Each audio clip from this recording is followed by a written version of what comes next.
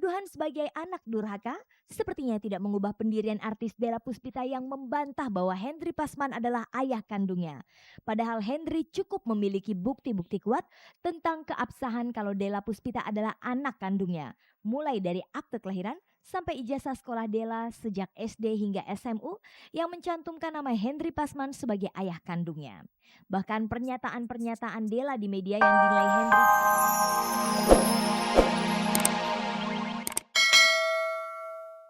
Sejumlah selebriti yang baru saja lulus dari bangku SMU merasa kesulitan untuk melanjutkan pendidikan mereka ke jenjang kuliah. Pasalnya belum lama ini Menteri Pendidikan Nasional Malik Fajar menetapkan peraturan baru seputar kelayakan lulusan SMU dengan standarisasi tes ulang.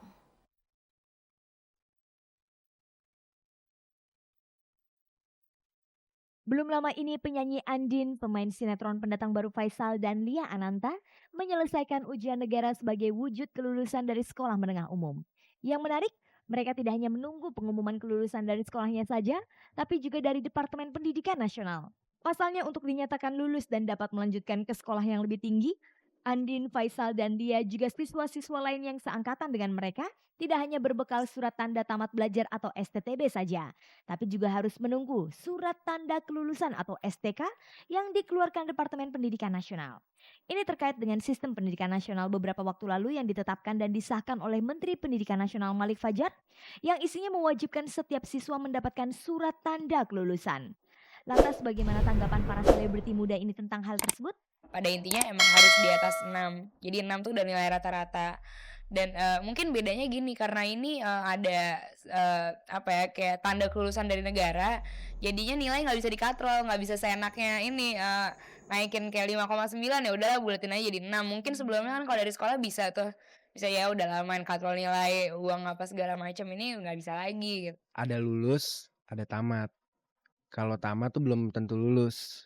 Nah kalau lulus ya kayak biasa lulus bisa. Sama aja mungkin angkatan sekarang kayak lebih enak deh kalau nggak lulus masih bisa ikutin yang ada 2 bulan berikutnya susulan dan itu kan bisa belajar bener-bener bisa lulus. Dadah, bisa lulus.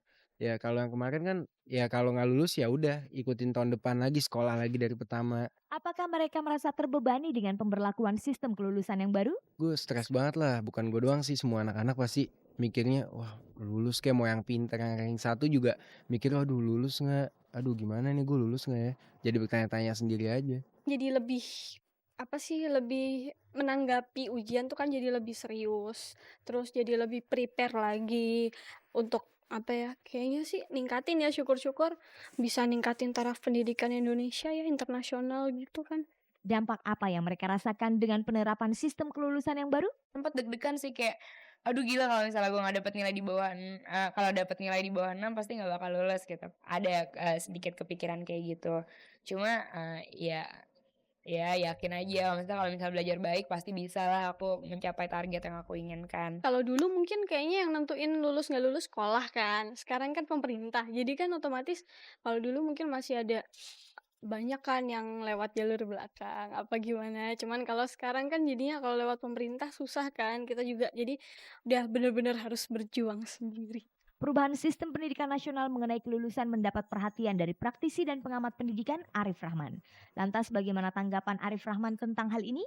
Ini adalah tahun yang amat pemurah bagi bangsa Indonesia dan bagi pelajar di Indonesia. Jadi pengatrolan nilai, pengatrolan suatu harga saya kira tidak benar dan itu tidak bertanggung jawab. Saya menganggap kalau tidak lulus ya tidak lulus. Tidak lulus itu bukan berarti gagal sepanjang umur. Kegagalan kan dikatakan sebagai suatu keberhasilan yang tertunda. Jadi saya menganggap kita tidak perlu malu kalau umpamanya memang kita belum mencapai suatu nilai yang mumpuni gitu. Kita mengulang saja. Dan sekarang pun yang sudah lulus kalau ingin memperbaiki nilai, dia bisa ikut ujian ulang. Apakah sistem kelulusan yang baru akan menyulitkan para siswa yang akan melanjutkan ke perguruan tinggi? Ya konsekuensi logis kalau dia memang tidak bermutu, dia tidak akan lulus di seleksi perguruan tinggi gitu. Tetapi dari dahulu kala anak yang lulus pun tidak serta-merta bisa diterima di perguruan tinggi. Sebab memang UMPTN yang sekarang namanya SPMB itu juga untuk menyeleksi di antara yang lulus-lulus. dan tidak akan semuanya itu bisa lulus di perguruan tinggi.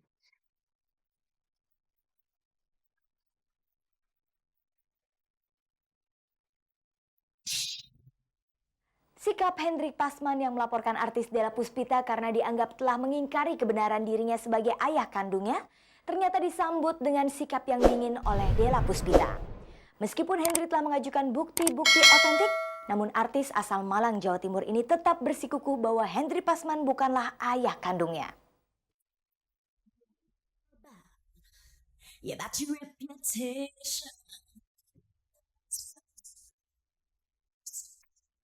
Tuduhan sebagai anak durhaka sepertinya tidak mengubah pendirian artis Della Puspita yang membantah bahwa Hendrik Pasman adalah ayah kandungnya. Padahal Hendrik cukup memiliki bukti-bukti kuat tentang keabsahan kalau Della Puspita adalah anak kandungnya. Mulai dari akte kelahiran sampai ijazah sekolah Della sejak SD hingga SMU yang mencantumkan nama Hendrik Pasman sebagai ayah kandungnya. Bahkan pernyataan-pernyataan Della di media yang dinilai Hendrik cukup melukai hatinya sebagai orang tua semula masih dapat dimaafkannya. Tapi ketika Della mengatakan kalau diri Hendrik sudah gila, Hendrik merasa perlu melaporkan artis yang diakui sebagai putrinya itu ke Polda Metro Jaya. Aku ya berusaha terima dengan lapang dada lah, karena gimana lagi walaupun dari pihak aku. Kita kan emang gak bisa maksain orang untuk baik ya. Kita lihat kemana nanti. Yang penting aku sekarang lagi nunggu dipanggil sama Polda aja gitu. Tentang pencantuman nama Hendrik Pasman dalam ijazah Della, bagaimana hal itu bisa terjadi?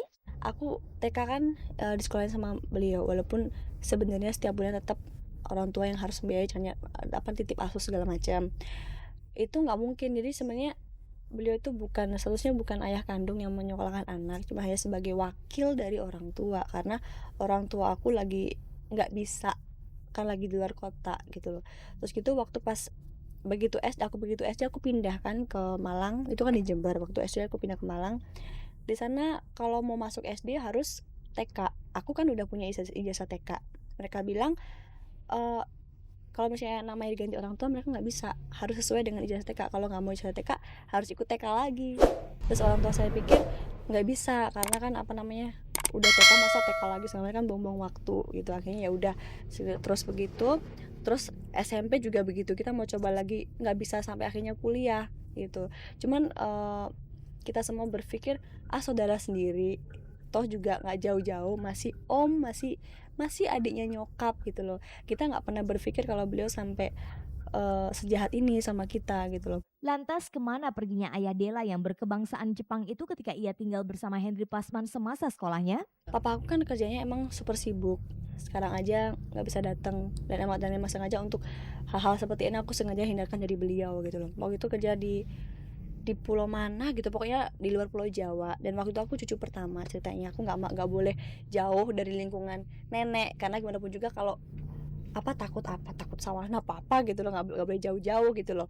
Akhirnya ya udahlah diasuh di situ. Mama saya setelah melahirkan, setelah sembuh segala macam, ikut nemenin papa saya kerja, karena papa saya kan susah lah untuk cuti segala macam, kan biasa lah orang kerja kan gitu. Bukti-bukti yang ditunjukkan Hendrik Pasman sebagai ayah Della bisa dikatakan 90% mendekati kebenaran, termasuk dukungan dari pihak keluarga besarnya. Lalu mengapa Della tetap pada pendiriannya mengingkari keberadaan Hendrik sebagai ayah kandungnya? Apakah Della malu mengakui Hendrik sebagai ayah kandungnya? Saya jadi agak semalam juga dibilang seperti itu sebenarnya. Cuman ya coba pikir dengan akal sehat lah ya. Kalau misalnya kita punya orang tua, seburuk apapun dia, masa kita malu gitu loh.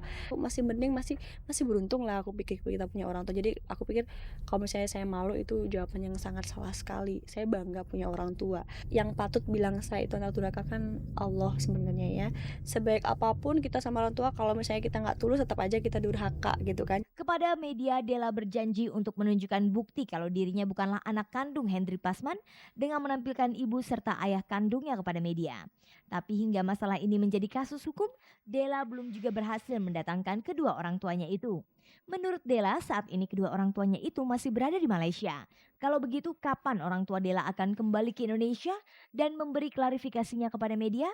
Semaksimal mungkin dari kemarin saya berusaha untuk selesaikan semuanya sendiri. Tapi kalaupun mentok-mentoknya harus dengan bantuan orang tua atau keluarga, ya kita lihat setelah saya memang benar-benar nggak mampu gitu. tapi saya coba selesaikan semuanya sendiri dulu karena saya pandang orang tua saya udah cukup tua dan saya tuh udah banyak repotin mereka, jadi saya nggak mau nambah beban buat mereka.